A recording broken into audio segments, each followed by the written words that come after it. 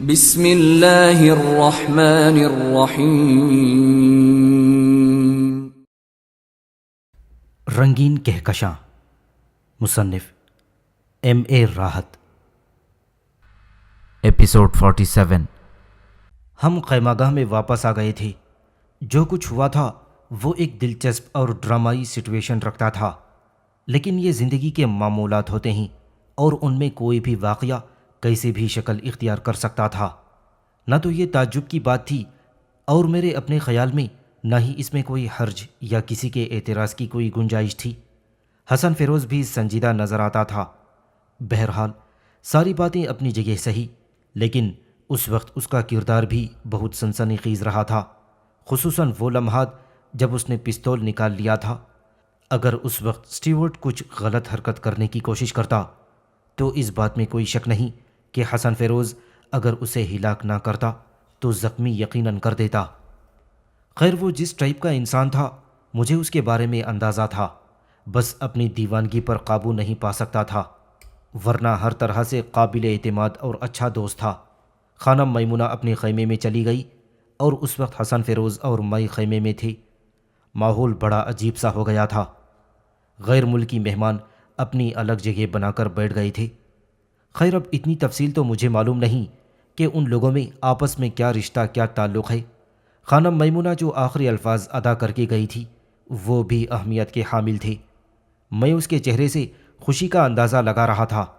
Stewart کی شکست نے نہ جانے خانم میمونہ کے دماغ کو کس طرح متاثر کیا تھا۔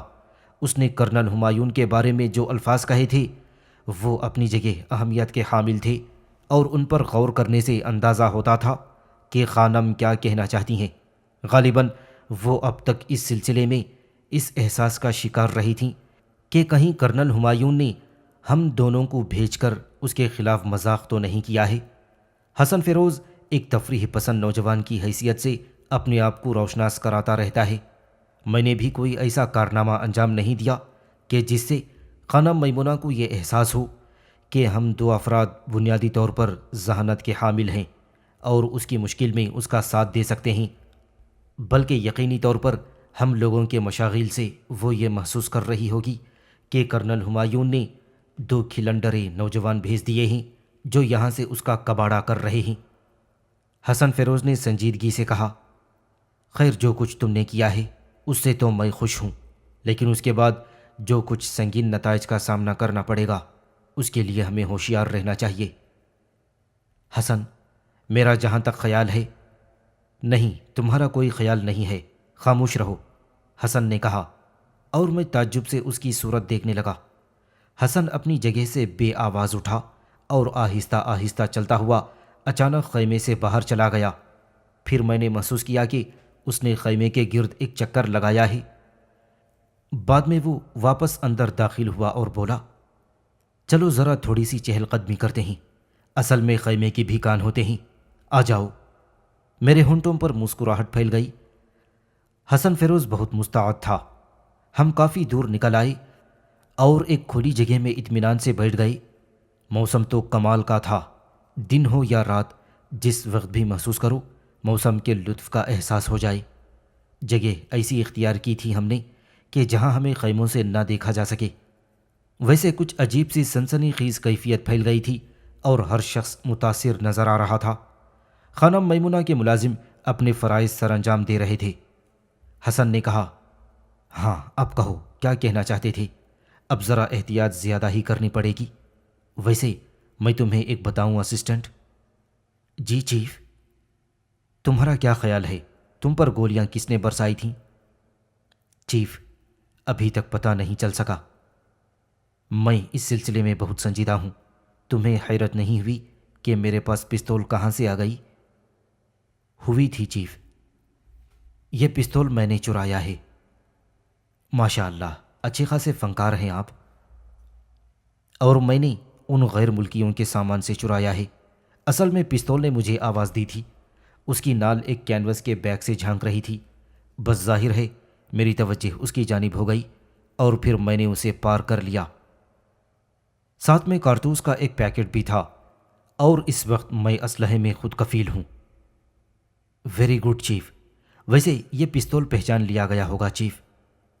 مشکل ہے، اور اگر پہچان بھی لیا گیا ہے تو وہ لوگ اسے مانگنے کی کوشش نہیں کریں گے، کیونکہ مسلح ہو کر آنا کچھ عجیب سی بات ہے، جبکہ اس کا اظہار ہی نہیں کیا گیا۔ شاید آپ ٹھیک کہتے ہیں، میں نے گردن خم کر کے کہا۔ غیر سنجیدہ ہو؟ حسن فیروز بولا اور میں نے آنکھیں پھاڑ دیں۔ چیف، یہ آپ کیا کہہ رہے ہیں؟ چیف کا احترام کرو۔ ٹھیک ہے، اگر کچھ لمحوں کے لیے میں سنجیدہ ہوتا ہوں تو تم غیر سنجیدگی شروع کر دیتے ہو۔ میرا خیال ہے چیف، میں نے ایسی کوئی حرکت نہیں کی، لیکن اگر آپ یہ بات سوچ رہے ہیں تو میں مزید احتیاط کروں گا۔ I am sorry. میں تم سے کچھ پوائنٹس پر ڈسکس کرنا چاہتا ہوں۔ جی فرمائیے چیف۔ بات وہی پہلے نمبر سے شروع ہوتی ہے، تم پر گولیاں برسانے والے کون ہو سکتے ہیں؟ وہی جو قیس کو پتھر مارنے والے ہوتے ہیں، میں نے کہا اور جلدی سے زبان دانتوں میں دبا لی۔ جملہ اچھا اور دلچسپ ہے، اس لیے معاف کیا جاتا ہے۔ جہاں تک میرا خیال ہے، بلکہ جس طرح گولیاں برسائی گئی ہیں اس سے یہ اندازہ ہوتا ہے کہ گولیاں چلانے والے ایک سے زیادہ تھے۔ اگر فرض کرو ہم سٹیورٹ اور ان غیر ملکی مہمانوں کے بارے میں یہ بات سوچیں جن میں مسٹر مارک اور مسٹر آلڈس ہیں تو غلط ہوگی۔ چلو سٹیورٹ کے بارے میں تو سوچا جا سکتا ہے، لیکن باقی لوگ نہ تو اس حیثیت کے حامل ہیں اور نہ اتنے پھرتیلے۔ میں آپ سے اتفاق کرتا ہوں چیف۔ پھر وہ کون لوگ تھے اور کہاں سے آئے تھے جنہوں نے تم پر گولیاں چلائیں؟ ٹارگٹ تمہیں ہی کیوں بنایا گیا؟ چیف، یہ بات تو خود میرے ذہن میں تشویش پیدا کر رہی ہے۔ ان ملازموں میں سے کوئی ایسا نہیں ہو سکتا جو ان غیر ملکی مہمانوں کا اعلی کار ہو، کیونکہ یہ سب یہاں اجنبی ہیں اور ملازم بہرحال خانم میمونہ کے بھروسے کے لوگ ہیں۔ اتنی جلدی انہیں ٹریپ نہیں کیا جا سکتا۔ صرف دو ہی باتیں سوچی جا سکتی ہیں چیف، وہ یہ کہ حملہ آور کہیں اور سے آئے ہیں۔ اور پھر ہم دونوں خاموش ہو گئے۔ کچھ دیر کی خاموشی کے بعد فیروز نے کہا، ایک اور بات ذہن میں آتی ہے۔ وہ کیا؟ رانا افضال۔ تم نے کبھی رانا افضال پر غور کیا ہے؟ ذرا تفصیل سے بتائیے مسٹر حسن فیروز، میں نے کہا۔ اگر تم یہ سمجھتے ہو کہ رانا افضال تم سے خوش ہے تو اس خیال کو اپنے ذہن سے نکال دو۔ آپ کو یہ شبہ کیسے ہوا چیف؟ میں نے فاصلے سے اس کا جائزہ لیا ہے، اس وقت جب وہ یہ محسوس کر رہا تھا کہ کوئی اسے دیکھ نہیں رہا اور اس کی نگاہیں تمہاری جانب اٹھی ہوئی تھیں، یا پھر اس کے بعد بھی کئی بار۔ اس کی وجہ میرے خیال میں خانم میمونہ ہے۔ میں نے حیرت سے آنکھیں پھاڑ دیں۔ حسن فیروز کبھی کبھی مجھے حیران کر دیا کرتا تھا کہ میرے ذہن میں بھی یہ خیال نہیں آیا۔ تم نے سنجیدگی سے یہ جائزہ لیا ہے نا؟ میں نے پوچھا۔ ہاں، تم کیا سمجھتے ہو مجھے؟ سوری چیف، سوری، میں ذرا بے تکلف ہو گیا تھا۔ میرا مطلب ہے، آپ نے بات کو کب نوٹس کیا؟ شروع سے نوٹ کر رہا ہوں۔ اصل میں میرے ذہن میں یہ تصور موجود ہے کہ افضال صرف خانم میمونہ کا ملازم نہیں ہے، اس کا قانونی مشیر بھی ہے، لیکن وہ تمہاری مداخلت پسند نہیں کرتا۔ چیف، بڑی گہری نگاہ ہے آپ کی، میں نے کہا۔ یار تمہاری بے وقوفی ہے کہ تم حالات پر سنجیدگی سے غور نہیں کرتے۔ میں تو آج کل بڑا اہم پروجیکٹ سنبھالے ہوئے ہوں۔ وہ کیا؟ خانم فرخانہ، وہ بولا اور میں ہنس پڑا۔ ہنسنے کی بات نہیں ہے، تم ذرا غور کرو۔ ایک بوڑھی عمر رسیدہ عورت کو عشق میں گرفتار کرنا کوئی آسان کام نہیں، لیکن تم دیکھ لو، مجھے اب اس چٹان پر نشان نظر آنے لگا ہے، وہ مجھ سے متاثر ہوتی جا رہی ہے۔ چیف، آپ نے سنجیدگی کا وعدہ کیا تھا۔ یہ بھی بالکل سنجیدہ بات ہے۔ خیر چھوڑو، موضوع بدلتا ہوں۔ تو میرا مطلب ہے کہ بات ہو رہی تھی رانا افضال کی۔ ہو سکتا ہے وہ بیوہ عورت کے چکر میں ہو۔ خانم میمونہ کے اثاثے معمولی تو معلوم نہیں ہوتے، خانم میمونہ سے قریب ہے۔ چیف، ایک بات بتائیے، آپ نے ویسے تو بڑی عظیم بات کہی، کیا آپ کے خیال میں خانم میمونہ… پہلے میری بات پوری ہو جانے دو، اس کے بعد سوالات کر لینا۔ جو اہم پوائنٹ ہے وہ یہ ہے کہ پہلی بات تو یہ کہ خود خانم میمونہ کا اپنا کردار کیا ہے، اس بات کو بھی نظر انداز نہیں کر سکتے کہ خود خانم میمونہ نے اس سلسلے میں کوئی کوشش کر ڈالی ہو، یعنی مجھ پر فائرنگ کرانے کے سلسلے میں؟ ہاں، بظاہر اس کی کوئی وجہ نظر نہیں آتی چیف۔ جو چیز نظر آتی ہے وہی تو خطرناک ہوتی ہے۔ پر چیف، اگر ایسا ہے تو پھر آپ کیا کہتے ہیں اس بارے میں؟ ایسا نہیں ہے، حسن فیروز نے کہا، اور پھر میں اپنا سر ہلانے لگا۔ حسن فیروز خوش ہو کر بولا، اس کا مقصد ہے کہ تمہاری اس پھوگڑی میں بھی کھوڑا نمودار ہوتا جا رہا ہے۔ ہو جائے گا چیف، اگر آپ ایسی ہی الٹی سیدھی باتیں کرتے رہیں۔ نہیں، یہ صرف ایک پہلو تھا۔ رانا افضال کو اس لحاظ سے ہم نظر انداز نہیں کر سکتے کہ وہ ان ملازموں کو کنٹرول کر سکتا ہے۔ ملازموں کی تعداد کافی ہے، ہو سکتا ہے اس میں 3-4 رانا افضال کے خاص آدمی ہوں، اور وہ یہ حرکت کر سکتے ہیں رانا افضال کے آئمہ پر۔ رانا افضال نے محسوس کیا ہوگا کہ ہم لوگ خانم میمونہ کی دعوت پر یہاں آئے ہیں اور کچھ کر دکھائیں گے، تو اس نے خصوصاً تمہیں راستے سے ہٹانے کی کوشش کی ہو کہ ایک ایک کر کے ملبہ صاف کر دیا جائے۔ قابل غور بات ہے چیف، میں نے پرخیال انداز میں کہا۔ دوسری شخصیت میری نگاہ میں صرف خانم میمونہ کی ہے، وہ ذرا کچھ عجیب سی لگتی ہے، میں نے قدر توقف سے کہا، اور حسن فیروز سوچنے لگا اور پھر بولا، اصل میں قابل حیرت بات یہ ہے کہ خان زیغم اور رباب اغوا ہو چکے ہیں، لیکن نہ خانم میمونہ کو اس کی پرواہ ہے اور نہ ہی اس نے ان کی گمشدگی کا کوئی نوٹس لیا ہے۔ میں حسن فیروز کی ان سنجیدہ باتوں پر حیران تھا۔ ویسے اس میں کوئی شک نہیں کہ ساری باتیں قابل غور تھیں اور یہ انتہائی اہم معلومات تھیں۔ بہرحال حسن فیروز اور میں کافی دیر تک اس موضوع پر بات کرتے رہے۔ پھر میں نے کہا، تو پھر حسن، اب سنجیدگی سے یہ بتاؤ کہ ہمیں اس سلسلے میں کیا کرنا چاہیے؟ نہیں، ابھی کوئی پریشان کن صورتحال تو نہیں ہے، ہم غور کر سکتے ہیں اس موضوع پر، کوئی نہ کوئی حل نکل آئے گا۔ ویسے اس بات کو ذہن میں رکھو، خانم کا معاملہ صرف 2% ہے اور رانا افضال کا معاملہ تقریباً 36%۔ باقی یہ غیر ملکی مہمان ہیں، انہیں ٹٹولو، انہوں نے کوئی اور چکر تو نہیں چلا رکھا ہے۔ اگر یہ بات ہے حسن فیروز، تو چلو اس چٹانی دیوار پر چلیں، ہو سکتا ہے وہاں سے ہمیں اس بات کا اندازہ ہو جائے کہ وہاں کوئی تھا یا نہیں، میرا مطلب ہے کوئی ایسا سراغ مل جائے۔ ٹھیک ہے، چلو۔ ایک عجیب سی ویرانی پھیلی ہوئی تھی اور یوں محسوس ہوتا تھا جیسے کوئی خاص واقعہ ہو گیا ہے۔ پتہ نہیں اسٹیورٹ کے معاملے میں باقی لوگوں کے کیا خیالات تھے۔ سب اپنے اپنے خیموں میں گھسے ہوئے تھے اور ملازمین کے علاوہ باہر اور کوئی بھی نہیں تھا۔ مجھے اور حسن کو اس دیوار پر چڑھنے میں کوئی دقت نہیں ہوئی، یہاں تک کہ ہم اس کی بلندی پر پہنچ گئے اور اپنے طور پر ہر جگہ کا جائزہ لیتے رہے۔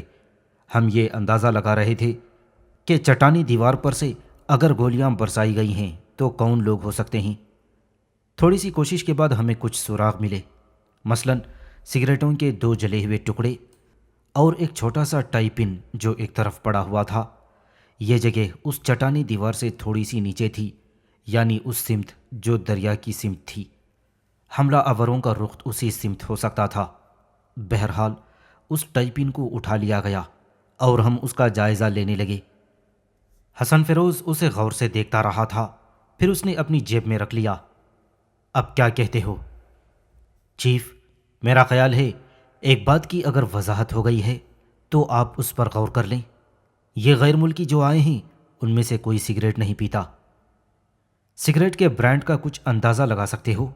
حسن فیروز نے پوچھا۔ اور ہم سگریٹ کے اس برانڈ کا اندازہ لگانے لگے، لیکن وہ فلٹر تک جلا ہوا تھا، کچھ پتہ نہیں چل سکا۔ سگریٹ کا ہم دونوں میں سے کوئی عادی نہیں تھا۔ جو ملکی اور غیر ملکی سگریٹوں کے بارے میں معلومات ہوتیں، تاہم انہیں کاغذ میں لپیٹ کر حسن فیروز نے اپنی جیب میں رکھ لیا تھا۔ میں نے اس پر اعتراض نہیں کیا تھا، کیونکہ بہرحال اس کی چیف والی حیثیت میں نے قائم رہنے دی۔ یہ کرنل ہمایون کی درخواست تھی اور مجھے اس سے زیادہ دلچسپی بھی نہیں تھی۔ پھر ہم وہاں سے اتر ہی رہے تھے کہ ایک ملازم ہمارے پاس آ گیا۔ صاحب، کھانا تیار ہو گیا ہے، خانم صاحب آپ کو بلاتا ہے۔ اس ملازم کا چہرہ بھی میں نے غور سے دیکھا، معصومیت کے سوا اور کوئی بات نہیں تھی۔ کھانا معمول کے مطابق لگایا گیا تھا، لیکن کھانے کے فولڈنگ میزوں پر اسٹیورڈ موجود نہیں تھا۔ جب ڈینیل، مارک اور آلڈس وہاں آئی تھی تو خانم نے خاص طور سے اسٹیورڈ کے بارے میں پوچھا۔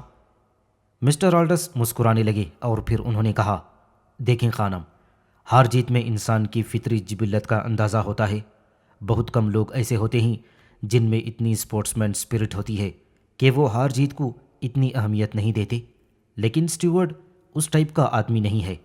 اسے اپنی شکست کا افسوس ہے، چنانچہ اس وقت ہمارے کہنے پر وہ نہیں آیا۔ خانم نے کسی قدر ناخوشگواری کا اظہار کیا تھا اور پھر بولی، ایک بات میں آپ سے کہنا ضروری سمجھتی ہوں مسٹر آلڈس، وہ یہ ہے کہ چیلنج قبول کیا گیا، مقابلہ ہوا اور دونوں میں سے ایک ہار گیا، بات ختم ہو گئی۔ اگر اس سے آگے بات بڑھانے کی کوشش کی گئی تو نقصان کسی کو بھی ہو سکتا ہے، اور اس نقصان کی ذمہ داری میں قبول نہیں کروں گی۔ چند لمحات کے لیے خاموشی طاری ہو گئی، لیکن پھر مسٹر مارکس نے فوراً ہی کہا، اگر آپ یہ سمجھتی ہیں کہ اسٹیورٹ یا ہم میں سے کوئی اس سلسلے میں کوئی غیر قانونی حرکت کرے گا تو میں آپ کو یقین دلاتا ہوں کہ ایسا نہیں ہونے دیا جائے گا۔ بالکل نہیں ہونے دیا جانا چاہیے، یہ ہمارے چھوٹے پن کا ثبوت ہوگا، ڈینیل بے اختیار بولی۔ پھر اس کے بعد کھانا شروع ہو گیا تھا۔ میں اور حسن فیروز مزے لے کر کھا رہے تھے۔ حسن فیروز کے بارے میں مجھے اندازہ تھا کہ کمبخت کی نگاہیں چاروں طرف گردش کر رہی تھیں۔ خانم فرقانہ حسن فیروز کے ساتھ اس طرح بیٹھی ہوئی تھی کہ دونوں نے کندھے سے کندھا ملا رکھا تھا۔ میں نے کئی بار محسوس کیا تھا کہ خانم میمونہ اس عمل کو اچھی نگاہ سے نہیں دیکھ رہی، لیکن بہرحال نہ میں حسن فیروز کو روک سکتا تھا اور نہ خانم فرقانہ کو۔ البتہ دوپہر کے بعد جب تمام لوگ کھانے پینے سے فراغت حاصل کرنے کے بعد اپنے اپنے خیموں میں پہنچ گئی تو خانم میمونہ نے میرے خیمے کے پردے کے پاس آ کر کہا، یقینی طور پر اس وقت آرام کیا جانا چاہیے، لیکن کبھی کبھی کچھ ایسی ضرورتیں بھی ہوتی ہیں جو غیر فطری ہوتی ہیں۔ کیا تم میری ضرورت پوری کرو گے؟ جی خانم، کہیے۔ تو چلو کہیں چل کر بیٹھیں گے، باتیں کریں گے۔ میں تو خود یہی چاہتا تھا، لہٰذا میں نے کہا، حسن فیروز اپنی خیمے میں موجود ہے؟ خانم میمونہ ایک دم ہنس پڑی، پھر سنجیدہ ہو کر بولی، پلیز اسے سمجھاؤ، دوسرے لوگ عجیب سی نگاہوں سے ان دونوں کو دیکھتے ہیں، خاص طور سے ملازم، وہ بھی منہ دبا دبا کر ہنستے ہیں۔ خانم نے کہا، میں خیمے سے باہر نکل آیا اور ہم دونوں ایک کھلی جگہ کی جانب چل پڑے۔ کافی فاصلہ طے کرنے کے بعد ہم نے ایک سایہ دار جگہ منتخب کی اور وہاں بیٹھ گئے۔ میں نے خانم میمونہ سے پوچھا، آپ یقین کریں اگر میں اسے سمجھا سکتا تو اس شرارت سے روک دیتا۔ مجھے تو خانم فرقانہ پر حیرت ہو رہی ہے، تم نے دیکھا کھانے پر کیسے جڑے ہوئے بیٹھے تھے، دونوں الو لگ رہے تھے شکل سے، میمونہ نے کہا اور پھر ہنس پڑی۔ پھر میری جانب دیکھ کر بولی، سوری، مائنڈ نہ کرنا، کیا وہ نہیں لگ رہے تھے؟ میں نے صرف ہنسنے پر اکتفا کیا۔ میرا دل بہت چاہا تھا کہ تم سے اکیلے ملوں۔ سب سے پہلے میری جانب سے مبارکباد قبول کرو، خدا کی قسم شاندار مرد ہو، شکل و صورت سے بھی، بدن سے بھی اور اپنے پھرتیلے وجود سے بھی۔ اصل میں تمہارے جسم سے یہ اظہار نہیں ہوتا کہ تم کوئی کھلاڑی یا اس طرح کے فنون کے ماہر ہوگے، جبکہ وہ ادویات سے اپنا جسم بنا چکا تھا۔ میری مراد اسٹیورٹ سے ہے۔ یورپ میں بے شمار دوائیں ایسی ایجاد ہو گئی ہیں جو جسم کو پھیلا دیتی ہیں، اور آج کل پہلوانوں میں اس کا بڑا رجحان پایا جاتا ہے کہ وہ بدن کے کٹس بنانے کے لیے یہ دوائیں استعمال کرتے ہیں، لیکن میں جانتی ہوں تم نے ایسا کبھی نہیں کیا ہوگا۔ اس کے باوجود تم انتہائی پھرتیلے اور شاندار آدمی ہو۔ آپ شرمندہ کر رہی ہیں، ظاہر ہے شوق کی کوئی قیمت نہیں ہوتی۔ میں نے بھی یہ فن تھوڑا بہت سیکھا ہے، گو اتنا بڑا فنکار نہیں ہوں، لیکن تعلق پہاڑوں سے بھی رہا ہے۔ اور خانم میمونہ، اس بات کو جاننے والے آپ سے زیادہ اور کون ہو سکتے ہیں کہ ہم پہاڑی لوگ جب کسی کی للکار قبول لیتے ہیں تو پھر نہ ہار مانتے ہیں اور نہ اپنے دشمن کو چھوڑنا۔ خانم میمونہ کی آنکھوں میں ایک عجیب سی کیفیت پیدا ہو گئی، ایک تیز چمک اور ایک عجیب سا انداز۔ پھر اس نے آگے بڑھ کر اپنا ہاتھ میرے ہاتھ پر رکھا اور میرے ہاتھ کو اپنے ہاتھ کی گرفت میں لے لیا۔ بڑا محبت بھرا انداز تھا اس کا۔ وہ مجھے دیکھتی رہی، میں نے بھی ایک ہلکی سی نگاہ اس پر ڈالی۔ لیکن بہرحال آپ کی اس مبارکباد کا میں بے حد شکر گزار ہوں۔ اور میں نے یہ بھی کہا تھا کہ کرنل ہمایون نے میرے ساتھ مذاق نہیں کیا، بلکہ واقعی ایسی شخصیتوں کو میرے پاس بھیجا ہے جنہوں نے جھک نہیں ماری ہے بلکہ کام کرنا جانتے ہیں۔ وہ بلکہ ایسے لوگ جو اپنے آپ کو بہت زیادہ شو نہ کریں اور عمل کرنا جانتے ہوں، زیادہ قابل عزت قابل قدر ہوتے ہیں۔ ویری نائس گل مراد، ویری نائس۔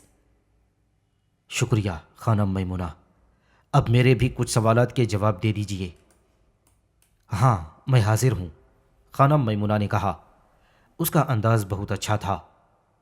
میری بھی جرأت بڑھ گئی۔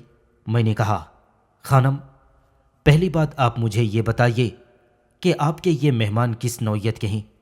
اگر یہ صرف مہمان ہیں تو ان سے آپ کا رابطہ کہاں قائم ہوا؟ خانم میمونہ کے چہرے کے بدلتے ہوئے تاثرات کا فوری طور پر اندازہ ہو جاتا تھا۔ ایسا لگا مجھے جیسے وہ اس سوال کے لیے بالکل تیار نہ ہو۔ دیر تک اس کے چہرے پر پریشانی کے اثرات قائم رہے تو میرا رویہ اس کے ساتھ سرد ہو گیا۔ ٹھیک ہے، میں آپ کے ساتھ مخلصانہ طور پر تعاون کرنا چاہتا ہوں، لیکن معاف کیجئے گا خانم، جب فاصلے اور عدم تعاون اس حد تک ہو کہ ذمہ داریاں کم ہو جاتی ہیں۔ میں معافی چاہتا ہوں کہ میں نے آپ سے اس بارے میں سوال کیا۔ میرا خیال ہے تھوڑے دن کے اندر اندر میں کرنل ہمایون کو رپورٹ دیے دیتا ہوں۔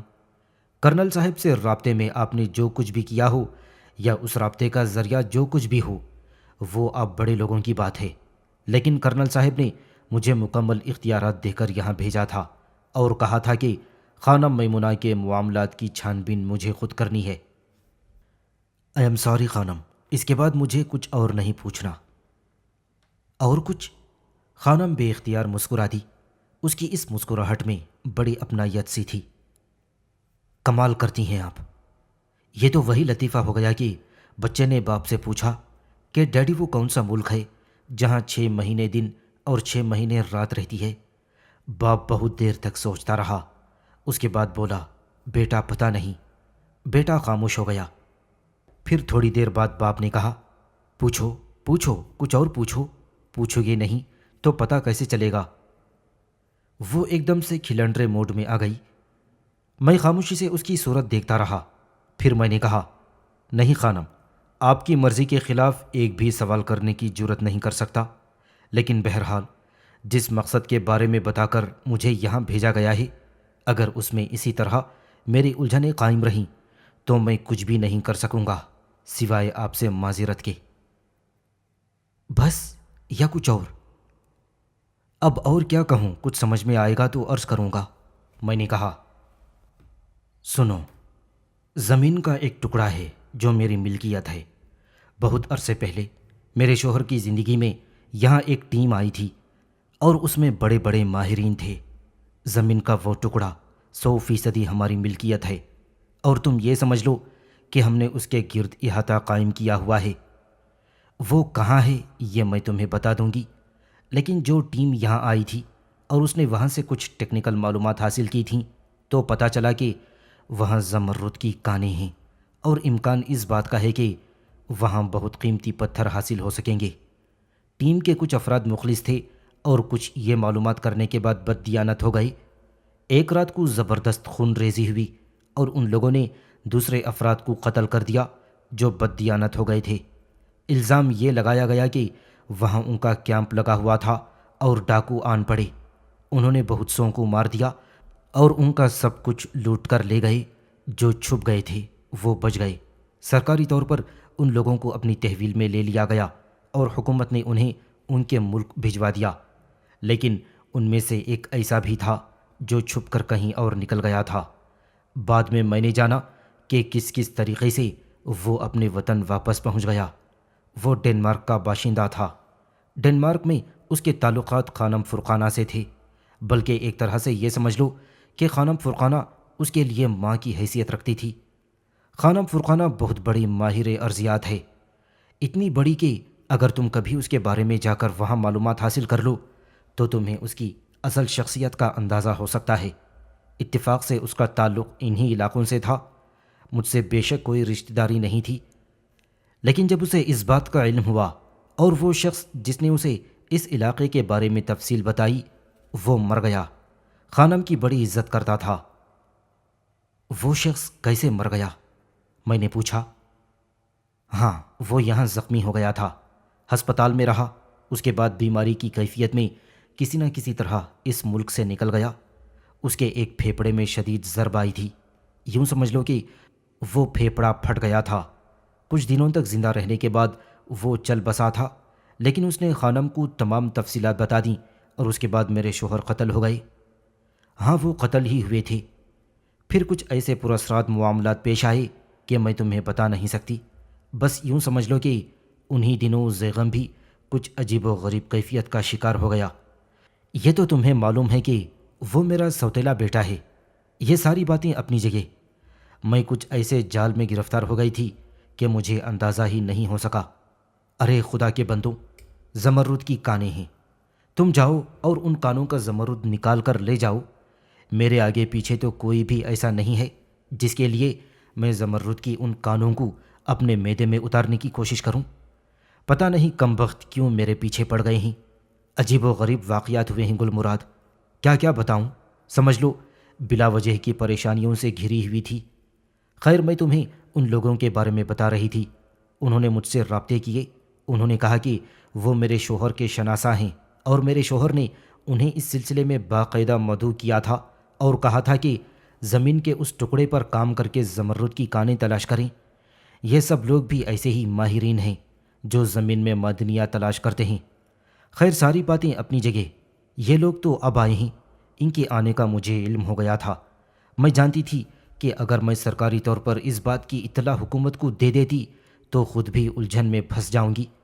میرا تحفظ نہیں کیا جا سکے گا، اپنا سب کچھ بھی کھو بیٹھوں گی۔ ایسا تو خیر میں نہیں چاہتی تھی۔ کون انسان اپنی عزت، اپنے مرتبے کو داؤ پر لگا سکتا ہے؟ میں نے بھی ایسا نہیں کیا۔ یہ ساری باتیں ہو گئیں۔ یہ تمام لوگ اسی سلسلے میں آئے ہیں۔ خانم فرقانہ بھی میرا ساتھ دے رہی ہیں، لیکن یہ بات طے تھی کہ میں تنہا اس سلسلے میں کچھ نہیں کر سکتی تھی۔ کرنل ہمایون کے بارے میں مجھے جو تفصیلی اطلاعات ملی تھیں ان کا بھی ایک ذریعہ تھا، تو میں نے کرنل سے رابطہ قائم کیا اور پھر کرنل نے تم دونوں کو یہاں بھیج دیا۔ کیا اب تمہاری سمجھ میں کہانی آ گئی؟ میں خاموشی سے خانم کی صورت دیکھتا رہا۔ پھر میں نے کہا، زمین کا وہ حصہ کیا کہیں آس پاس ہے؟ نہیں، فاصلہ ہے یہاں سے۔ میں نے ایک ترکیب کی ہے، وہاں ایک چھوٹی سی بستی بسا دی ہے، بلکہ یہ کام میرے شوہر نے ہی کیا تھا۔ وہ بستی ایک طرح سے یوں سمجھ لو کہ ہماری اپنی ملکیت ہے، تقریباً 100 گھرانوں پر مشتمل۔ وہ لوگ کھیتی باڑی کرتے ہیں، انہیں ہتھیار بھی دیے گئے ہیں اور زمین کے اس حصے کی حفاظت وہ لوگ کرتے ہیں۔ اور وہ دوسری پارٹی جو یہاں قتل عام کر کے چلی گئی تھی، وہ لوگ اس سلسلے میں ملوث ہیں، لیکن انہوں نے کچھ اور لوگوں کو تیار کیا ہے اور یہ رابطے قائم کیے ہیں۔ ہو سکتا ہے انہوں نے کچھ اور ذرائع بھی حاصل کر لیے ہوں، لیکن یہ پہاڑی علاقہ ہے، قرب و جوار میں قبائل آباد ہیں، یہاں کچھ کر لینا اتنا آسان نہیں ہوگا۔ اس لیے وہ لوگ کوئی لمبی چال اور لمبا راستہ اختیار کرنا چاہتے ہیں۔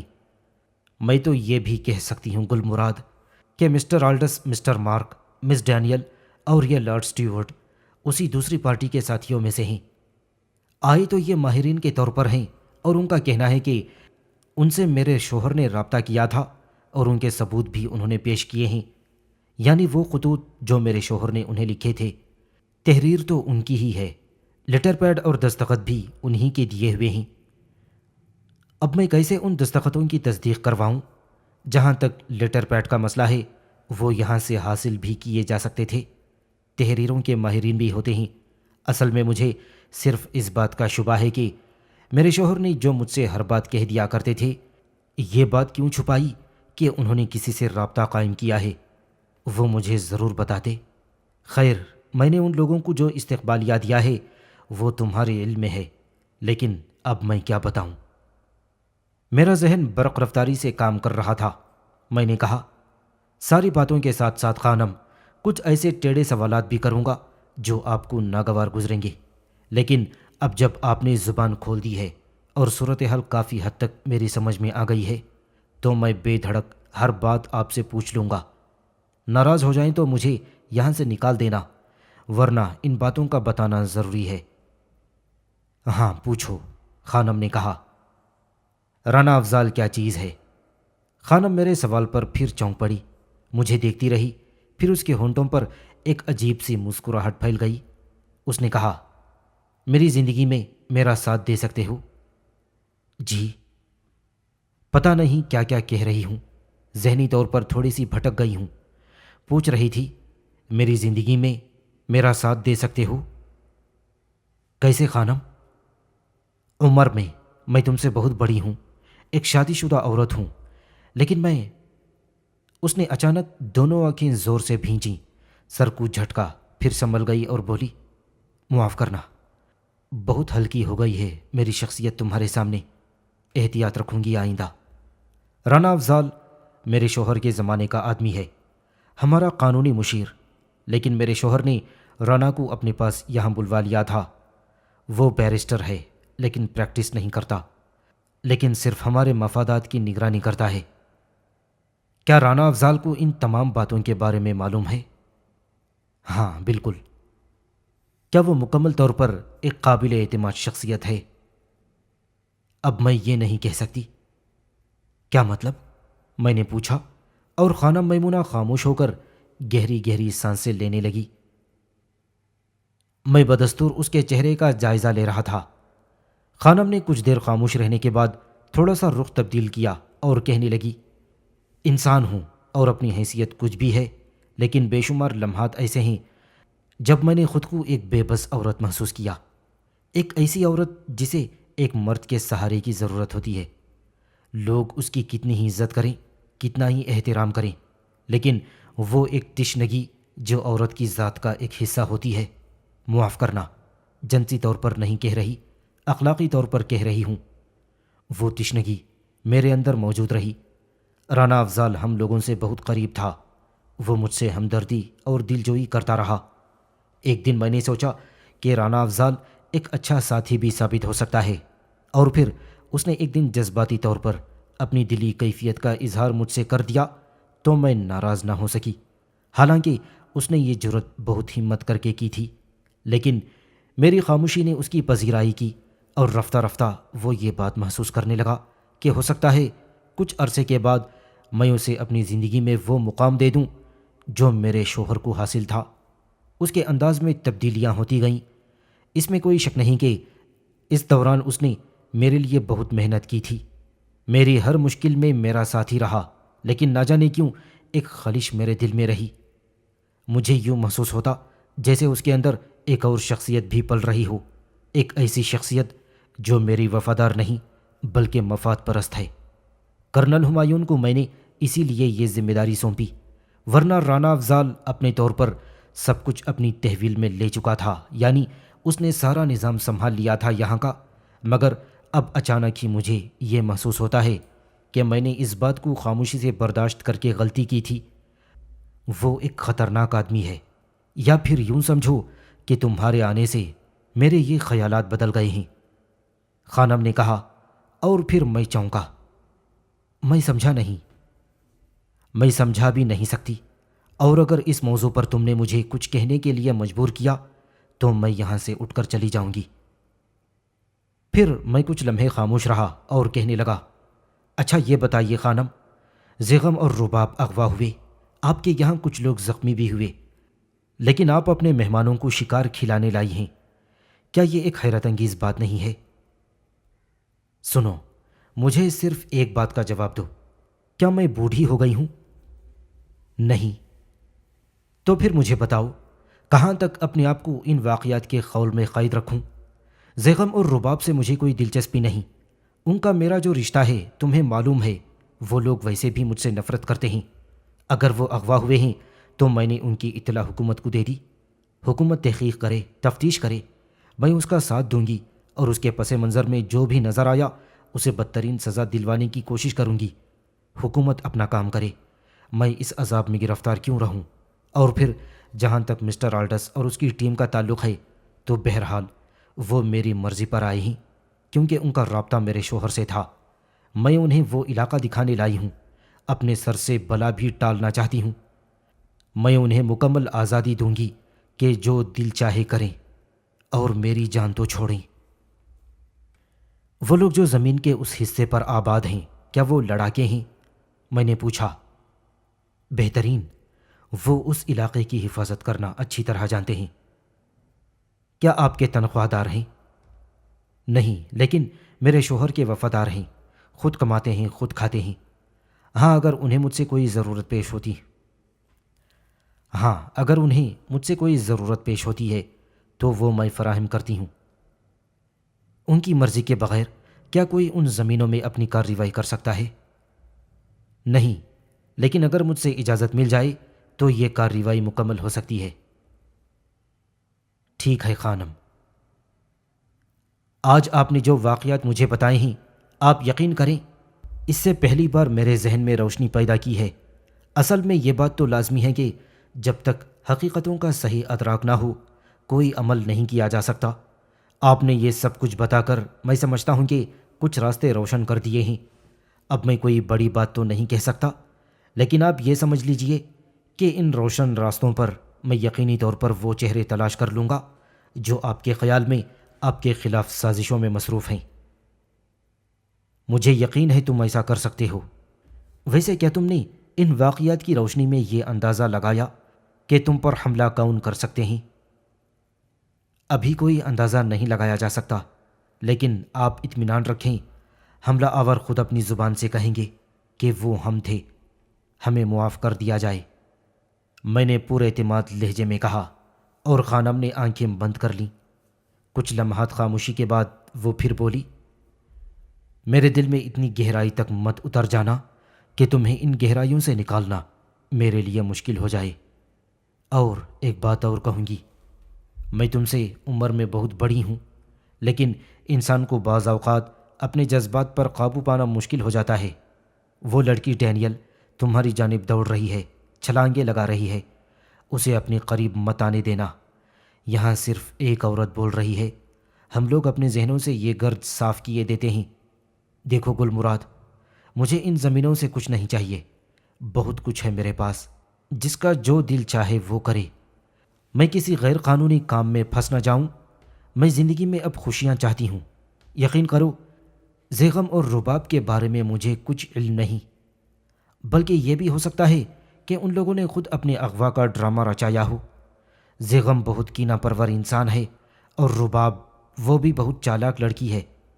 یہ میں ایک سوتیلی ماں کے طور پر کہہ رہی ہوں، لیکن حقیقت بتا رہی ہوں، وہ لوگ کوئی بھی کھیل کھیل سکتے ہیں۔